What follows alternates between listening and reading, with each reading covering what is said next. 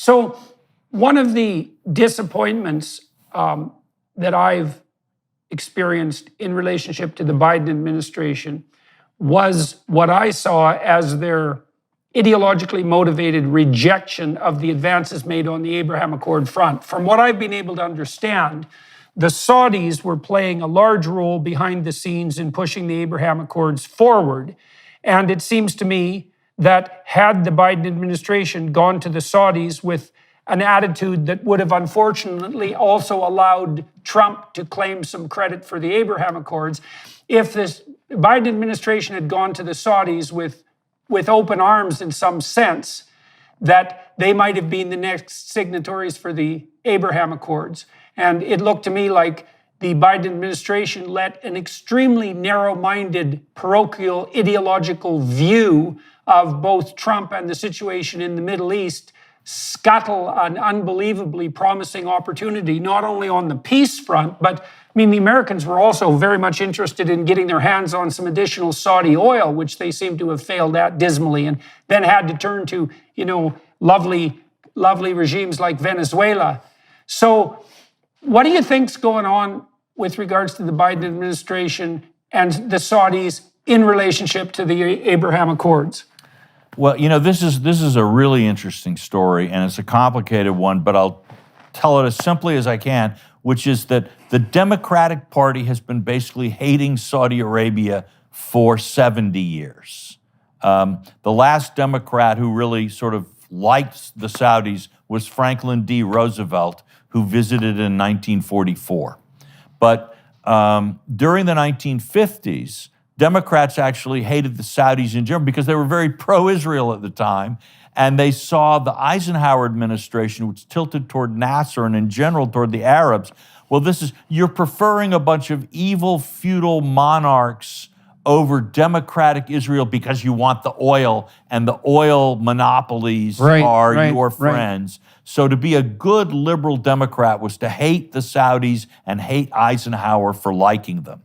Then you come to OPEC, the 1970s, and now you have the oil cartel. I think we've been protecting you from the Soviet Union and your enemies, and you turn on us and you're jacking up the price. And at that time, sort of working class America was basically democratic.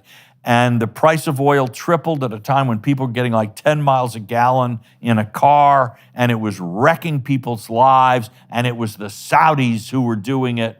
Then you add sort of, then 911 comes along, and there were the Saudis, but plus the Saudis were friends of the Bushes.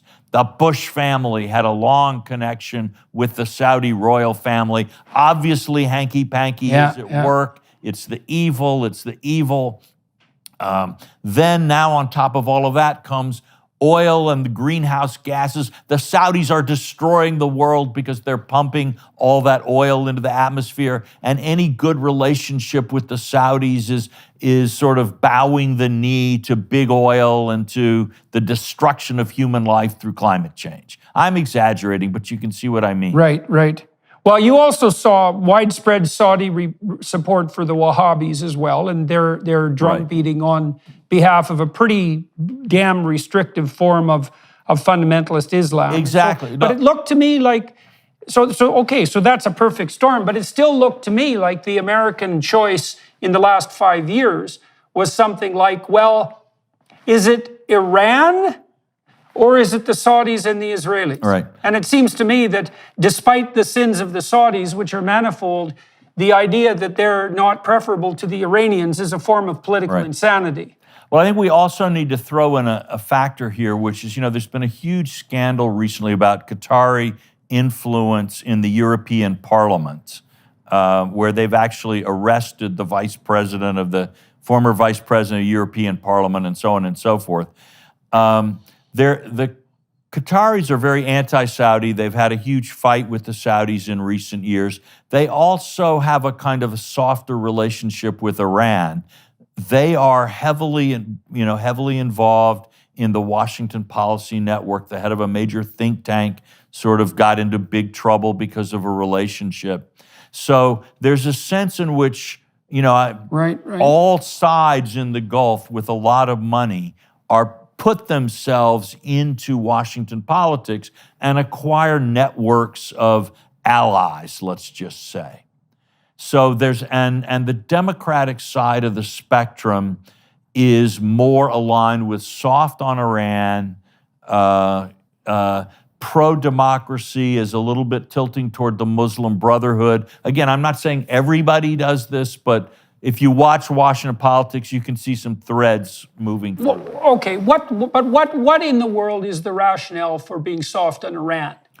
Like, I don't see a rationale for that at all. I mean, Iran is a terrible, repressive theocracy with nuclear ambitions. Well, it's a dangerous regime. So how can you be soft on Iran? May I call you Jordan, by the way, or Mr. Peterson? You certainly may. All right, well, I'm Walter, by the way. It's after 2 hours, I think we should.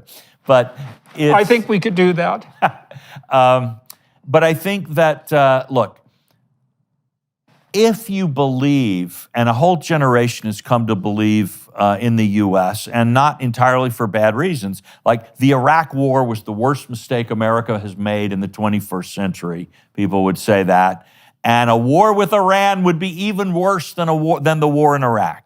And it's very easy to start a war with Iran, but once it's going on, you know, it'll suck us dry, it'll divert us from China, the Middle East will be aflame, et cetera, et cetera. So and furthermore, we got to get out of the Middle East and think about China, okay? So what's the biggest danger, what is the biggest way, easiest way to get into a war in the Middle East? It would be a confrontation with Iran. Therefore, you can't have a confrontation with Iran. That's the way I think a lot of people are thinking. And you know, and they're saying, and they will say, and now I can't tell you this is what they think because I can't read their minds. But I think the logic of the position is we have to say we don't want an Iranian nuclear weapon, but actually, if you're given a binary choice between a war with Iran, with the U.S. fighting Iran to keep it from being not nuclear, and then or just hoping that if they get a nuclear weapon, we can deter them and Israel can deter them like everybody else with nuclear weapons has been deterred, they would say, better let them have the bomb than have the war. I think that's the logic of the position. And that the Iranians, smelling that as the logic of the position, have taken a very tough line in negotiations, and at this point are continuing to press the Biden administration. That's what I think is probably happening.